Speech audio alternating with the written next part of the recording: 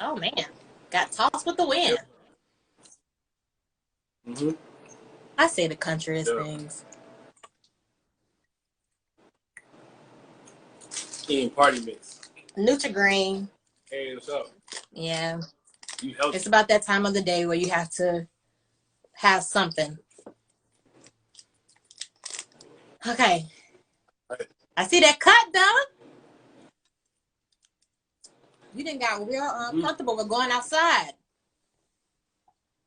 Huh? Hey, listen, I was walking right, and I see no one in the barbershop. So I was like, all right, this is my time to jump in and jump out. So I was like, he's like, you cutting? He was like, yeah. I ran in, got the cash, and I was the whole time I was the only one in there. So I was like, perfect. I'm not coming Wow. back here till August. Yeah. Well, that's Listen, awesome. if I go 4 more times, huh? I said, well, that's awesome. I hear you. You had the VIP treatment Mm-hmm. all by yourself. God bless me right now to move around these streets. Hilarious. He's blessing me right now. All right. You ready to jump in? Yeah, let's do it. So I was thinking about it, and we had talked a little bit about well, we've been talking about a lot of stuff, but we were talking about budget cuts. Can we start with budget cuts? Yeah. So Mm-hmm. I think either you posted something or it might have been somebody else, but I told you during my interview about 2 weeks ago that a lot of states were having budget cuts because of Yeah, yeah. COVID-19, or at least that's what they want us to think, that because of the effects Right. economically from COVID is shrinking the state's budget, which shrinks different pots. And of course, it had to hit Yeah. education. So I know I had Yeah. saw where in certain states they weren't going to bring back PE, music, and art. But Mm-hmm. then I know in Georgia, just 2 weeks ago, we had a budget cut of 14%, but they have lowered that to 11%. And they're hoping to not have to touch our budget. But I think it's because once they announced it, people were so outraged that they're feeling the Right. heat Right. of, we got to get this money from somewhere. Because in my mind, I'm thinking, Yeah. if you can't even afford to have me in the building, how can you afford to protect me while I'm in it? Because then it's like, well, what about the PPE? What about my face mask? What about the sanitizer? What about, the support staff or the custodians and everyone else? How are we going to have that be up to par to have these students physically within the building, whether that is, in small groups of a staggered schedule, or I think some states, they're not even trying to do staggered. They're just trying to get everybody back to normal. Yeah. Man, that's just my first thing is, again, we talk about this defund the police. Forget the police, right? It's bigger than that. It just seems to me that they got money for everything else except education. That's the big thing right here. Like, I don't even want to. The defund the police is one thing. I don't know if that's gonna happen. I don't know if that's gonna happen. But they got money for everything else. They can pay everybody else except for us. I heard nurses got paid $6,000 a week. I think in New York or something like that, extra working during the pandemic. We're doing the same thing. But the nurses deserve that money, because they in the heart of what's going on. But at the same time, we're doing the same thing. We're inconveniencing ourselves for the benefit of these kids. And where's our bonus? Everybody's getting bonuses, but us, we getting stuff cut. So how is that they have all of this money for everything else except for the people that's in charge of every profession? Like, we control every profession. Every doctor, ball player, lawyer, president came through a classroom, but they don't have money for that. The source, I don't get it. I don't get it. While we protesting all this stuff, let's throw that in there too. Like, let's throw everything in a pot, so we can get our just due. Like, for real, we need to throw that in there. Like Right. gumbo, Because like so many have said, we literally closed, you know, school one day, and then overnight the principal was like, digital. I need digital worksheets, handouts, get them in, get them in, get them in. And for the most part, all of us did our part. You know, whether we created it or whether we purchased it, we got it to the hands of our students. We were the ones making the phone calls. We were the ones putting the grades in. We were the one being flexible with, you know, late work and on-time work. I mean, it was definitely, you know, like you said, it impacted everyone, whether that was like visible or, you know, invisible. At the end of the day, we know that teachers did their part, even so much so where parents were like, man, I don't know how y'all do this. You know, so for there to be this this voice of, wow, teachers actually do matter to the community. Oh, wait, if my child don't go to school, they won't eat. If my child don't go to school, they won't interact with other people. Oh, that social emotional part is actually really important. Then you, of course, had parents saying, I don't know how to teach this. Like, what you are asking my child to do from elementary all the way to high school is like, I'm not certified for this. So we know that education is needed. And at the end of the day, considering they want to make sure that these students are, like, you know, educated, you can't cut the funding. You can't say do more with less. Like, one of the things I said was, if I actually saw it in a on Instagram, like always, someone said, if we make the police buy their bullets, they won't shoot as much.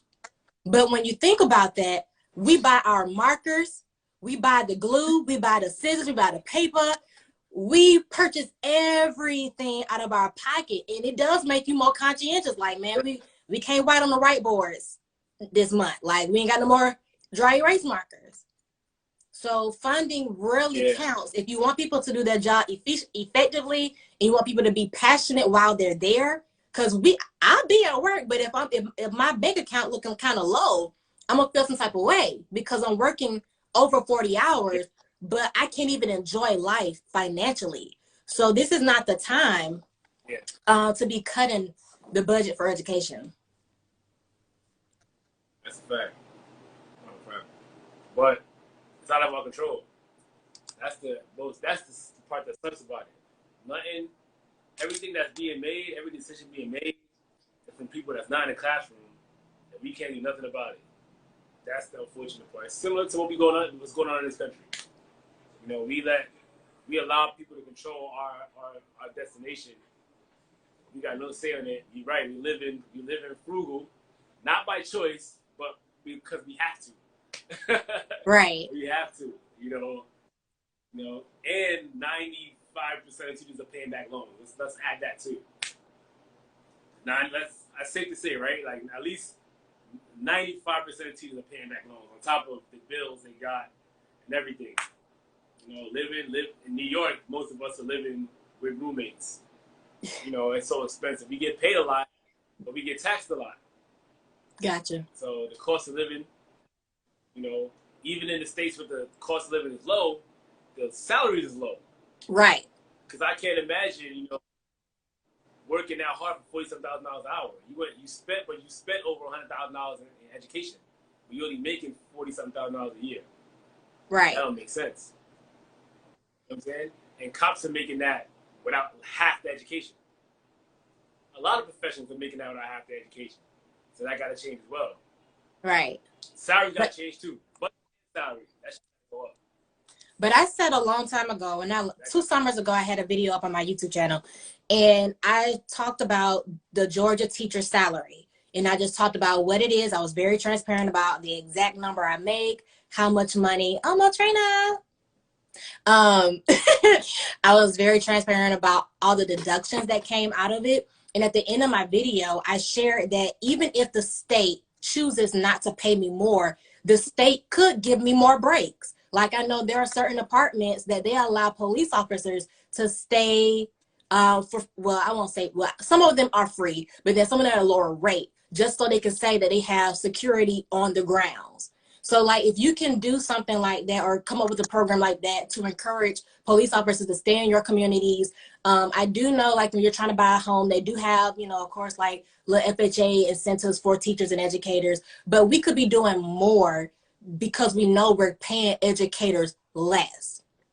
You get what I'm saying? Like, even though you can't give me more Right. money, at least allow me to do more with the money that I'm making. And it don't cost nobody nothing in my mind. But I mean, I know it'd be more Right. logistic, but we could definitely look more into ways to make life easier for educators because we know how valuable they are to our community.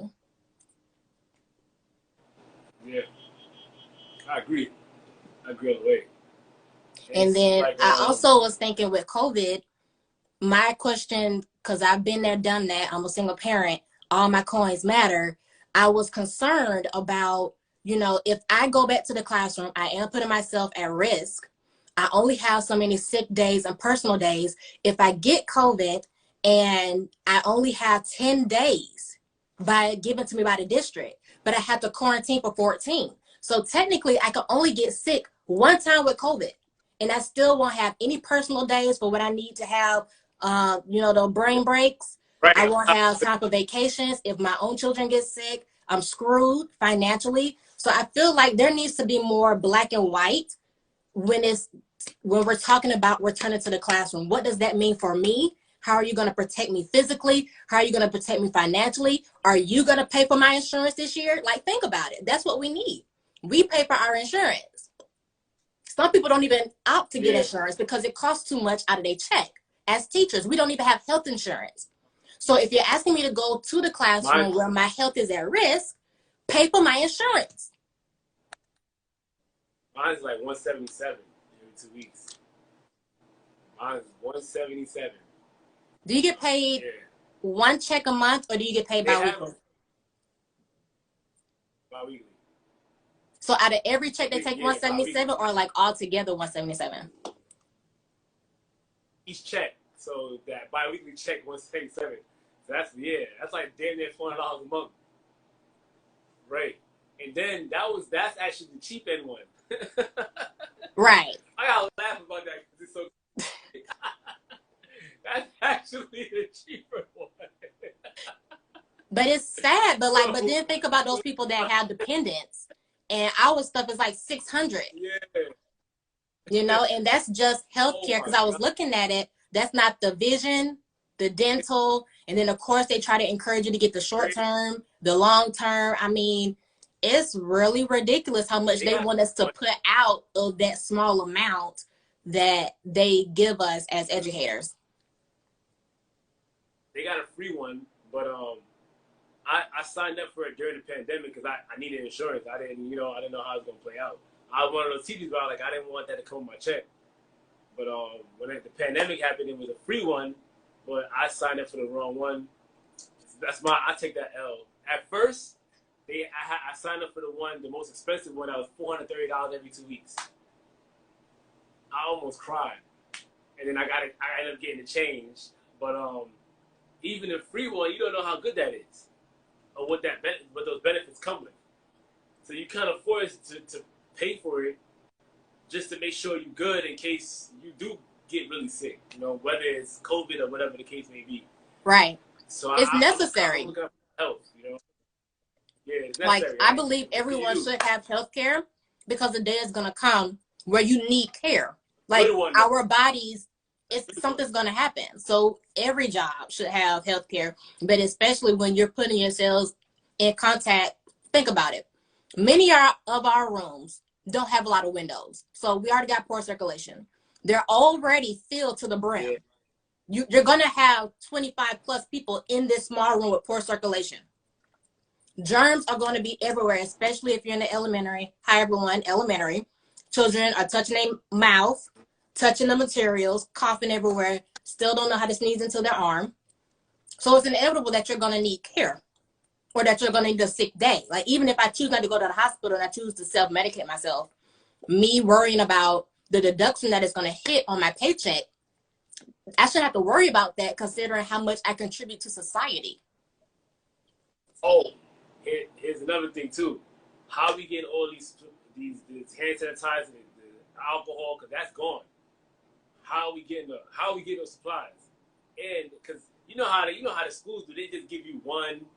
You know what I'm saying? Yeah. They just give you one of everything. That's not a. So how are we getting these supplies when we're at the school? Because it's hard I can't find alcohol now, and that pandemic is over, really. You know, I mean, it's still going on, but like it's died down. There's no, I can't find alcohol. I can't find Lysol spray. I can't find what else we need. The hand sanitizer, that's hard to find. You know, Air freshener. what else? Air freshener, that's hard to like.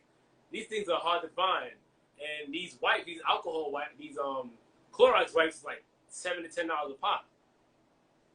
I didn't spend no lie on bleach, hand wipes, hand soap, the Clorox wipes. I probably spent like $150, and that lasted me about a good from March to June. It lasted me about 3 months. Right, that's 150. It's gonna go a lot quicker with 30 kids for 4 or 5 classes. Right, that's gonna go much quicker. So let's say $200 for all that stuff plus the school supplies. Right. Plus the school supplies. I don't think given the conversation of budget cuts, and then the lack of resources, because also, you know, we have to have masks on inside of the building, which is a whole nother show in itself, because We'll give it I was on a conference call the other day, and they was talking about with high schoolers, how do you get high schoolers to wear masks the correct way? Because I've seen people wear the mask up under their chin in a grocery store, and I'm like, but why do you have the mask on? Like, if the mask is on your neck, what good is it doing? But people think it's cute, you know, people think it's trendy or whatever. But then you have the lower grades where, you know, it's irritating to them. They don't understand why they're breathing inside of a mask. So if you know, I don't think they're going to have enough money to purchase disposable masks and then have those readily available for the 180 days that we would quote unquote be contracted. I just don't think that we're going to go back in. And if we do, I don't know if it's going to be feasible. Yeah. So let's just say, let's count 2020 again, too. Might be rolling all year. They don't even got pencils and notebooks enough for those kids. So masks, that's kind of pricey. You know, they're not cheap. They cost more than per notebook. Right. You can agree with that, right? Like one mask costs more than a notebook. At least $1.50 more. So if they don't got enough notebooks for these kids, they definitely don't got enough masks. Right. Guys, as you're watching, I love the comments. You guys are speaking truth in the comments, just like we're speaking truth inside of the video. If you have any questions for myself or Teacher Man, this is his channel, so most of y'all know him and don't know me. But if you have a question or something you want us to specifically talk about, put it in the comment section below. I pray we're not gonna. Yeah, me too.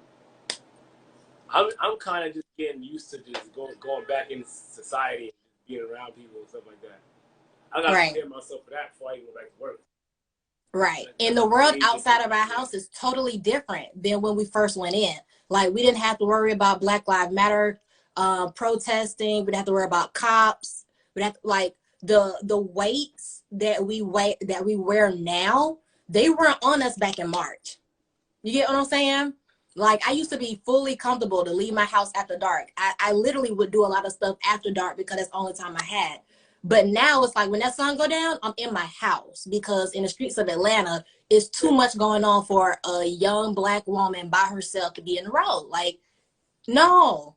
So I just don't, like a lot of people say they don't want to go back in the spring or in the fall, excuse me. But then we got to also think about the funding it would take to make the educational playing field equal. Because we already know if we have to teach online, you know, full time, we know that all schools aren't properly funded to actually have the resources that teachers need to meet that requirement. You get what I'm saying? And then also, you know, every household don't look the same. So just like how every school don't look the same, every house don't look the same. Right. So it's like, what battle do we want to fight? A lot going on in them houses, man. I'll leave it at that. A lot going on. You know, for like people I personally know, you know, situations I've heard of, you know, a lot going on in those houses. The kids got to get out that house. Right. So that's They home uncomfortable. Parents probably spazzing out on them, eating out all the food. Um, that's annoying. They're not really getting no help. They're not really getting no help. A lot of the parents don't want to deal with doing the work and helping them and stuff like that. Right. They busy too. They're gonna be back. They're gonna be back at work. So that's frustrating. So I hope. I don't know. I hope they got to come out their pocket. This could be easily solved if they come out their pocket. I think that it's not only going to take funding, but it's going to take partnership. Because I know in Atlanta, we have multiple daycares on every street. If the county superintendents or whoever is making all of these decisions, if they would talk with the people inside of the communities, let them know what they're thinking, what the scheduling look like, we could meet the needs of the people. But we can't meet the needs of the people if you're not working with the people. You get what I'm saying? Like if the local daycare know you're about to do a staggered schedule, or if the local daycare know that this is what it will look like, then they can start setting up programs, and they can start, coming up with packages for families and things of that nature to make sure that kids are not home by themselves. You get what I'm saying? But it takes communication. How were both of your experiences with this and learning during the pandemic? Miles was it was good, but it was very overwhelming sometimes. I'll get headaches. It looked good on Instagram, I put the videos up and I'm helping the kids. But behind the scenes, I'm getting headaches. My eyes be irritated looking at the screen all day, from a computer screen to a phone screen. Calling kids was annoying. Calling kids and parents over and over again about the same thing, reminding them every day about the same thing. That got annoying after a while. What else? Focusing on dealing with the kids directly instead of dealing with the parents, because I feel like I got a lot done faster dealing with the kids directly. That's just for me. I don't know about for everyone else. And it felt like it never ended. It felt long. Days went by quick, but it felt really long. Those 3 months. I guess because we was at home. I don't know. Right. Yeah. You look at your watch and it's still 2:00. Yeah. Well, I know for me, for those that don't know, I teach in Georgia and I'm elementary. Distance learning was challenging the most for my work-life balance. Like I had worked extremely hard to keep work at work and home at home. And with distance learning, it's like I had no choice but to allow the whole school in my house. And so it was very challenging with turning it off at times, because I was getting assignments at any time in the day. I was getting questions at any time of the day. We were having sporadic staff meetings. It was just like there was no routine anymore. So I felt robbed of my peace, number one, but I also just felt robbed of my routine. And so that kind of led me to being like mentally drained and physically drained, because you're just doing so much work. And then once they removed the late policy, like when work was no longer late and kids kind of felt like, oh, we can do this at any time, then it just, even though I'm scheduling things every day and I'm telling you when it's due each week, but you saying, oh, I'll get to it. And then, at the end of the market period, when everything had to be graded to be put in for grades, because we continue to do grades. I know some people said they stopped doing grades. My friend Melissa that teaches in Canada, she said that their grades couldn't go down. They could only go up. So like, I know everybody's grading system was different, but for me, I felt totally disrespected. Come that like them last 3 days of the school year, it's like people were waiting to like the last minute to ask me questions, the last minute to ask for copies of stuff that was already digitally in Google Classroom. Like it's not hidden. Like the people try to use traditional classroom excuses for digital learning. Like how you say you misplaced it. How you misplaced something that's digitally available. It erased. Can you press the undo button? Like, how you got the reverse, like you can't use certain excuses digitally. So it was just, for me, digital learning, it was beneficial in some ways because I love to grow, but at the same time, it requires more work. Everything was last minute. They would schedule a mandatory staff meeting the night before. That's a fact. I hated them meetings so much. Oh my goodness. Them meetings used to get me so mad. I was like, what are we talking about? Like, all we gotta do is upload the work, teach the work, and they gotta submit the work, and that's it. We don't need to be meeting about nothing because we're not in the building. Upload the work, do the work, submit the work. Great. That's it. That's all remote learning is. Why we gotta have meetings? Talk about what? Yeah. And a lot of the meetings were evasive. Like, everything was hypothetical. Well, if we do so and so, what do you guys think? Are we doing so and so? Because then I might know how to feel. But something that happened, I know for a lot of different counties, was we started distant learning one way, and then we had a meeting, and it was like, scrap that, now do so and so. And so not only did it confuse teachers, but it confused parents and students. And I think that's what kind of gave that leeway to, well, I was confused the third week, I'm gonna stay confused the rest of the school year, instead of like everybody getting on the same bandwidth. So moving forward, if we do continue to do full-time online learning, consistency has to be there from the beginning. Consistency has to be there to the end. If you start on Zoom, end on Zoom. You start on Google Meet, end on Google Meet.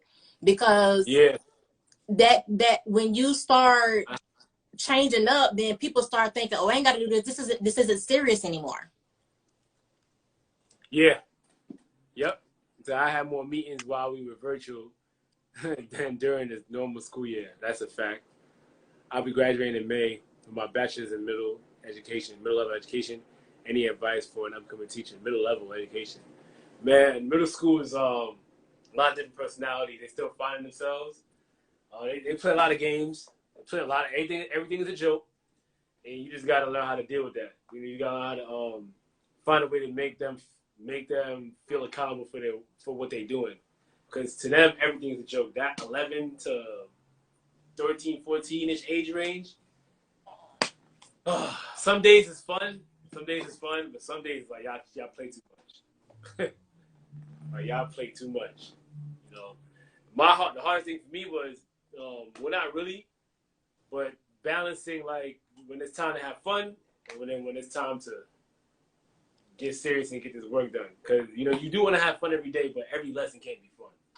That's just the reality of it. Every lesson could not be fun. They'd be like, "Oh, well, we can't do this again," like, because I gotta teach you guys something. That's why. If we were all knocking it out the park, then we can have fun every day. But that's not the case. We gotta work. That's how they gotta understand it. For I enjoy middle school age students. Honestly, I the older they get, the more you can do. I really like the curriculum the most because I feel like it's easier to make real world connections. The lower the grade level, I think it's the harder you got to water it down. But with middle grades, standards and content, it's real easy to pull real life articles and things of that nature straight into the curriculum and give them those experiences that can change their life. One thing about middle schoolers, they come to school to socialize. You're just there. Like in their mind, they got on that bus to meet up with their friends. They did not get on that bus to learn. You know what I'm saying? Like that's what I feel middle, whatever. But my biggest advice is always say what you mean what you say. From day one. If you don't want any problems with children, if you don't want any problems with teenagers, whatever you say, mean it. And if you say it, you better do it. Like they don't do well with if you don't sit down and write you up, but then you don't write them up, nah. You gotta write them up. Yeah. Or they'll never take you serious again. Yeah.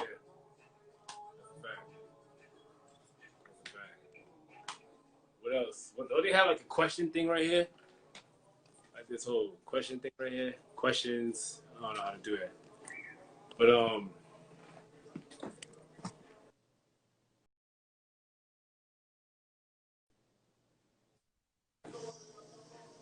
the app came on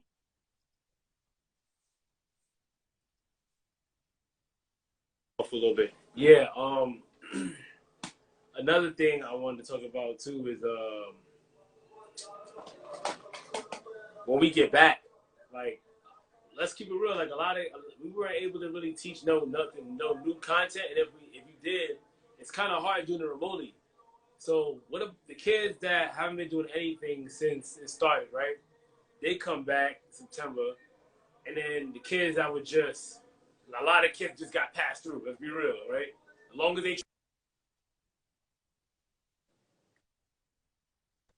as they tried, they pushing through.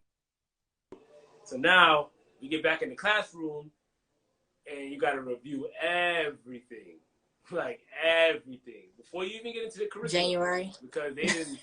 Let's keep it real. A lot of them ain't really getting no real teaching since March, beginning of March. So that's 9. Right.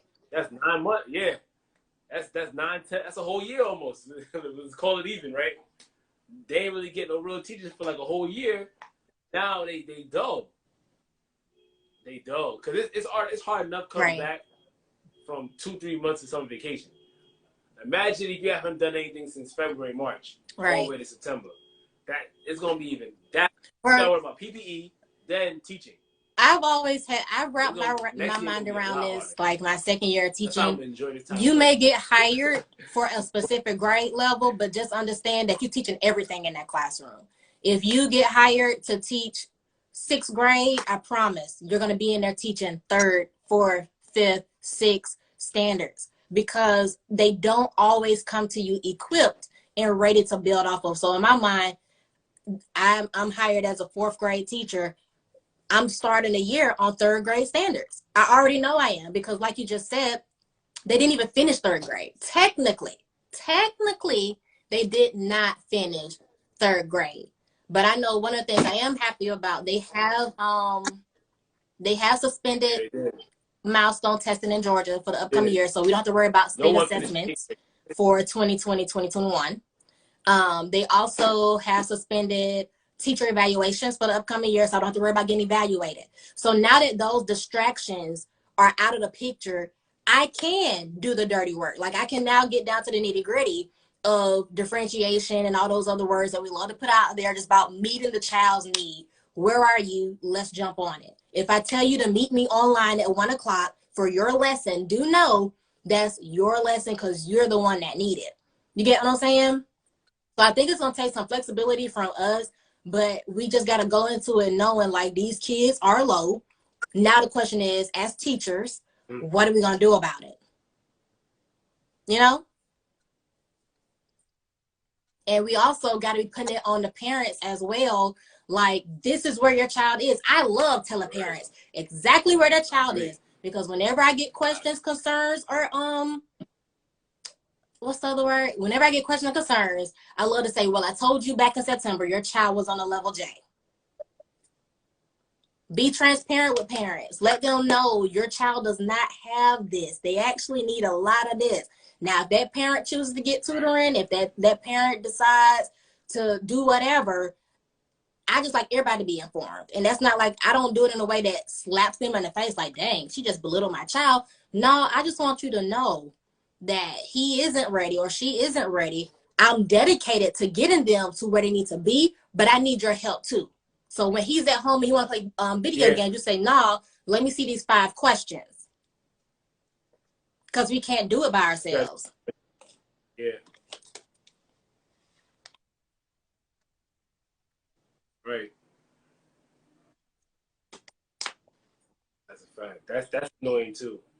And then the parents be the ones sometimes to hit you up two weeks or a week before the school year ends and ask for work and all this other stuff. And it's like, come on, man. Like, we've been contacting you since March. Now you hit us up.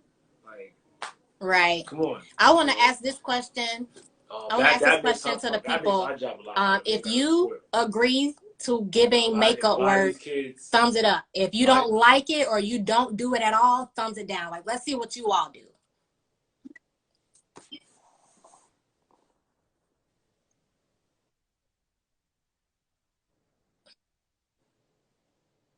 Mr. Hamilton, what do you do? Makeup work or no makeup work?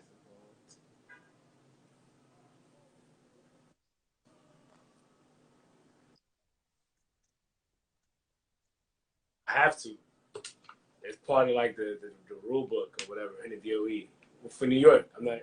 I don't know about any other state, but we have to. So yeah, it's a losing battle. It's kind of like, why would kids do work anyway on time if they know they can make it up? You know, like I hate it. You know, but in school, when we in school, I can work around it and make, be creative with it. You know, I make them wake up, come to school 7 in the morning and do workouts, and I'll add a math component into it to make them work for it. You know what I'm saying? To make it meaningful for me and them. But with COVID, it was kind of whack. You know, because you got to do extra work. It's whack. Remote learning in a nutshell is whack to me. Wow. There's no accountability. You know, the kid that worked hard all year Yeah. got a 90. I don't do makeup work. Like, what? I don't do makeup work. Yes. I will remediate with that student, meaning like if I see that it was on May I discipline details and you did not get it, I'll remediate with you to make sure you get it, but I'm not about to come up with a new activity. And because it's a lot of work, number one, but then it's like you just said, it's not fair to those that did do it or that did get it. So I just go to like intervention, remediate, and I keep it pushing. But in regards to like, oh, my child made an 87, can you create a project that'll boost them up to a 95? Yeah. No, I'm not gonna do that. Like, there has to be consistency, and I totally get some people put case by case. I get that as well. I totally get that, because for those students that actually work and they were listening, they were taking notes. So you definitely want to help them by giving them another, oh, well, I'll give you this worksheet and take that grade out, put that. But that's just a lot of work. Yeah.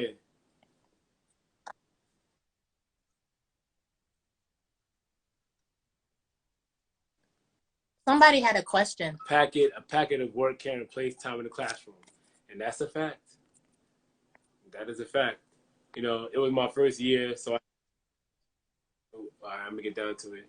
It was my first year, so I had no idea what I was doing. Well, I have a better system in the future. We have to do a lot of e-learning too. Nah, they don't do that here. I wish I was over there. Because I got to do all of that. That made me feel like a sucker sometimes too, right? Because, teachers be like, we trying to make them work hard, and the kid just don't do nothing, and we gotta give them a makeup work. You know what I'm saying? Like, that's whack. I feel like a sucker. Because I gotta give it to him. No matter how rude the kid is, no matter how much he ain't doing, I just feel like a sucker. Like, that's how I feel. Like, and then like the kids look at you like, yeah, like, I got you, The student. I got you. Because I can tell them no, they go to admin. But this is also what I'll say. So for me, as an upper grades teacher in elementary, my biggest lesson that I love to teach my students is choices. And because I'm such a big stickler on that, like, are you making a good choice that's going to give you rewards, or are you making a poor choice that's going to lead to consequences? I like to remove crutches. I love to remove a crutch from up under a person, because I feel like it makes you stronger. Let's learn how to walk now. And so if I see, like, I guess that's why I'm so tough with certain things, like deadlines, like, of course, again, like, I want them to master it. If I see that a child made a 45, I clearly know they didn't get it. I need to reteach it. I'm going to give them some, I'm going to work with them, but it ain't going to be for that same grade. That grade going to stick. Boom, that's what you are. But, and then if a parent has a question like, well, my child made a 45, what did you do about it? I remediated with them.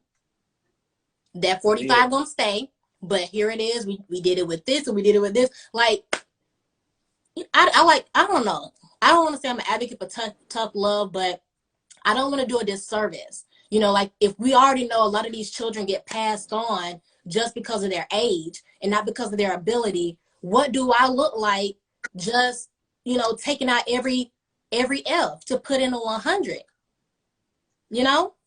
Right. So I guess that's like my concern. So yes, I am a tough teacher, but it's only out of love. When my kids leave, they're ready. Like, they're ready to succeed. But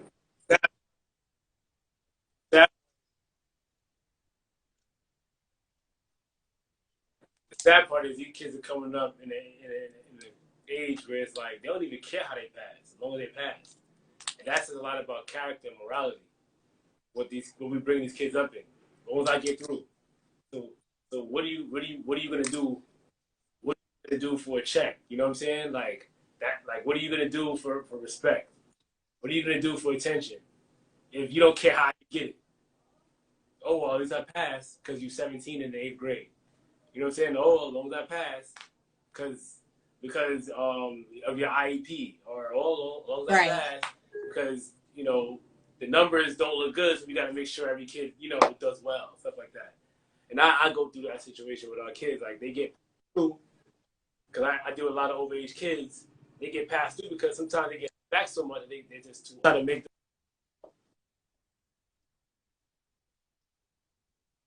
them. I try to make them have that mindset that pass because you earned it.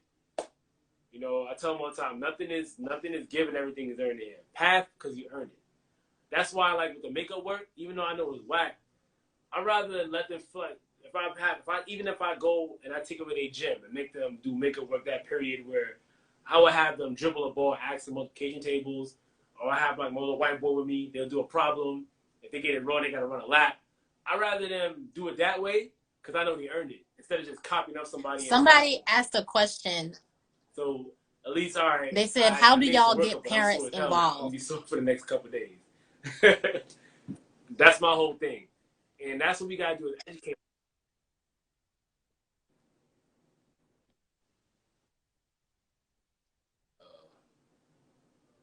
Me, I just be positive. I don't really call parents for negative stuff. Reason why I teach in an environment where kids been left back 3 or 4 times, they've been getting in trouble, kicked out of schools, so they probably heard it all already. So I'm not going to add to that. I'll call if they're doing well, and if I deal with the students, I feel like I did this. The parents have a lot going on, and I kind of like take up as that extra parent, because obviously they're here for a reason, right? In my population, I'm not in normal school. My population, they're here for a reason,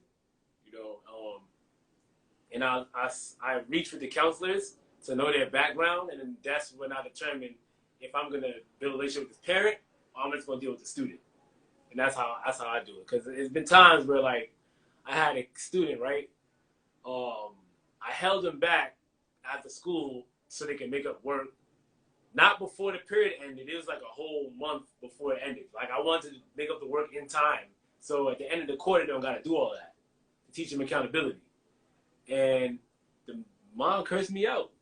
He got to go this. He got to go here. Why you got my son? I'm trying to help your kid. I'm like, you know what? Go home, man. Cursed me out. We still cool though. But they was just so rude, man. I'm like, I don't want to deal with that. I'm trying to help you out. And I wasn't even getting paid to stay back. I did it just cause.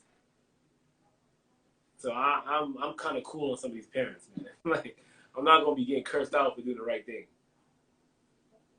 They rude. A lot of parents is really really rude, man. Like I can't. Or they will yes you to death.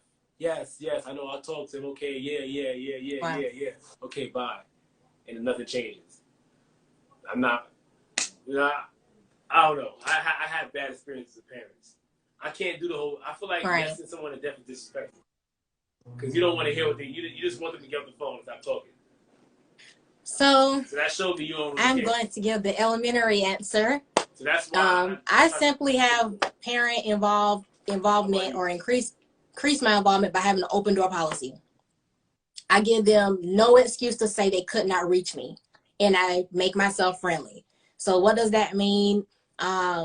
I always have some sort of communication, whether that's like Class Dojo, Remind 101, or just simply email or that person's phone number. My first phone call will not be a negative call. It will be probably a positive praise, unless the child just got into a fight and I had to say, "Good afternoon, my name is Miss Mike. I'm calling because so-and-so got into a so-and-so." But for the most part, my first interaction with that person should always be positive. Imagine if when you met somebody and the first time you met them, there was an altercation or there was like a bad vibe. you would never want to talk to that person, and you would never partner with Yeah. that person. So it's very important that you show yourself friendly, so that that person knows, like, we have. So then when you ask something of them, they're more likely to do it. Do I talk to parents all the time? No. But I also don't go ghost either. Like, I'm not just, I know there are people that they only talk to parents at the beginning of the year and maybe at the end of the year. I'm not that person. I'm going to talk to you. I'm going to let you know where your child is, because I don't ever want it to be reported to my admin that you didn't know your child was above or you didn't know your child was below, because then that makes me look bad. And then from a parent perspective, I treat parents how I would want to be treated. Like, I have a kindergartner, and well, actually, I have she's going to first grade, and then I have another one going to kindergarten. I know what I expect from that teacher in regards to communication. So if the teacher don't tell me, because at the end of the day, if we don't tell the parents, they won't know. Now, I do, again, since I'm upper grades, I do have a system where, students have.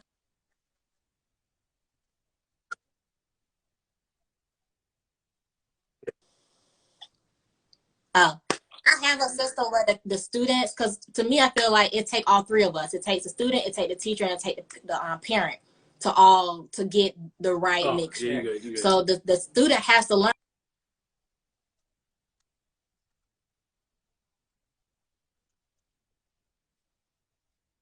I'm not popular, I promise. It just happens. But all I was saying is that I teach accountability with my students, and I have them to, like, write down deadlines, write down reminders, write down homework, and I use that too when I talk to parents. Just saying, hey, your student should have this written down, and then it becomes, the parent be looking at the child like, well, did you write it? And it's not like me. Like, I always try to get the weight and attention off of me, and always have the light on their child, always. So that's usually how I do parent involvement. And the more the better the relationship. And you don't have to be best friends with the parent. I've never been best friends with a parent. Never.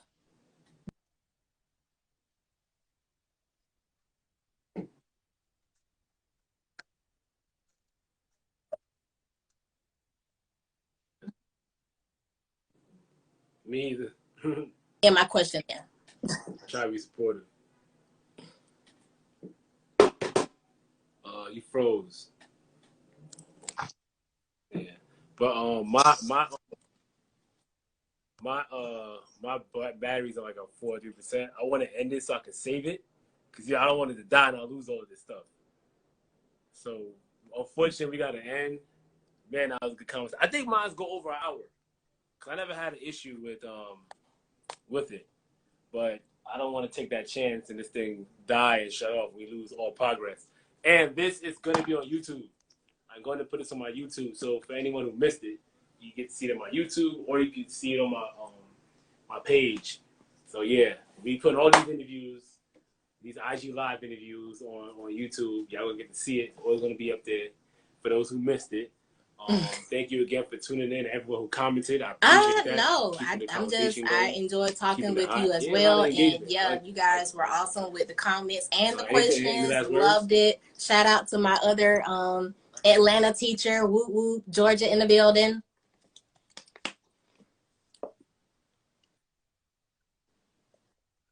Right.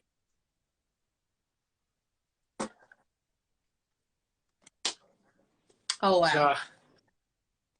And shout out to Okay, well, maybe we'll do it again, but I look forward to seeing you on more lives. I know you did a couple lives last week, so I'll definitely have to be following, looking on your account more, just to see all of the conversations that you got going on.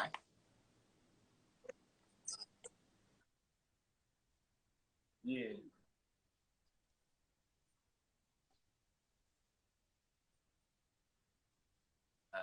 All right. Thank you. All right. So for those who just came